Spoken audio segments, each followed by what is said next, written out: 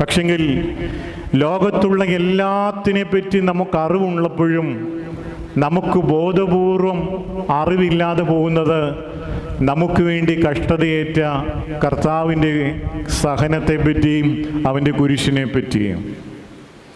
പരിശുദ്ധനായ പൗലോസ്ലീഹ എഴുതിയ ലേഖനങ്ങൾ ഇന്നും പഠിച്ചു തീർന്നിട്ടില്ല. ഇന്നും തിയോളജിയന്മാർ അതിൻ്റെ ആശയങ്ങളെപ്പറ്റി ചർച്ചകളും പഠനങ്ങളും അവസാനിച്ചിട്ടില്ല 2000 വർഷം കഴിഞ്ഞിട്ട്.